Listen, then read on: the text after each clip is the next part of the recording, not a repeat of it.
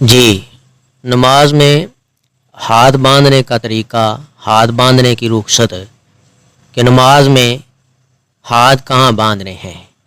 پیارے مسلمانوں، پیارے بہن بھائیوں، جو آپ جو ہے وہ نوٹ فرمائیں۔ حالت قیام میں آدمی سینے پر ہاتھ رکھے یا ہاتھ کو کلائی یا بازو پر رکھے، سب درست ہے۔ حضرت وائل بن حجر رضی اللہ تعالیٰ عنہ سے مروی ہے کہ ثم وضع یدہ الیمنی علی ظہری کفہ الیسری والرسغ والساعد۔ پھر آپ صلی اللہ علیہ وآلہ وسلم نے اپنے دائیں ہاتھ کو اپنے بائیں ہاتھ کی پشت پر، کلائی پر اور بازو پر رکھا۔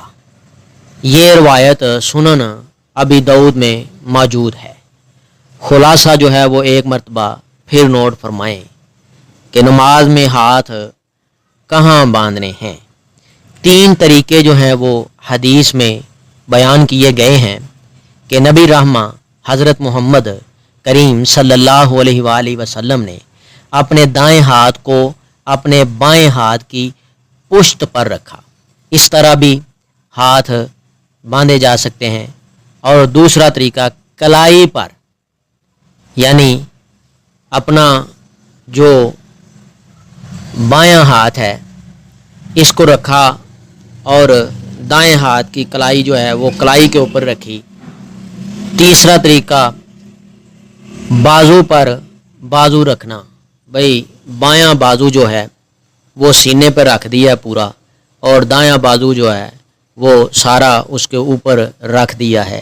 یہ 3 طریقے جو ہیں حدیث سے ثابت ہیں، اور یہ صحیح حدیث ہیں، اور یہ نبی پاک صلی اللہ علیہ وسلم کی سنت ہے۔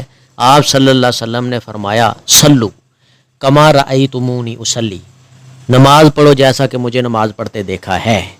تو اس حدیث کے سائے میں یہ بات ثابت ہوتی ہے کہ ہاتھ بھی ہم نے اسی طرح باندھنے ہیں جس طرح محمد عربی محمد رسول اللہ صلی اللہ علیہ وسلم نے باندھے اور صحابہ کرام رضوان اللہ علیہم اجمعین نے کر کے دکھایا۔ اللہ تعالیٰ اس باریک بینی کو سمجھ کے اس کے اوپر عمل کرنے کی توفیق عطا فرمائے۔ اگر آپ کو اس ویڈیو سے دینی فائدہ ہوا ہے تو حق بنتا ہے کہ آپ اس اسلامی چینل کو لازمی سبسکرائب کر دیں، لائک کریں اور کمنٹ میں اپنے خیال کا اظہار کرنا مت بھولیں۔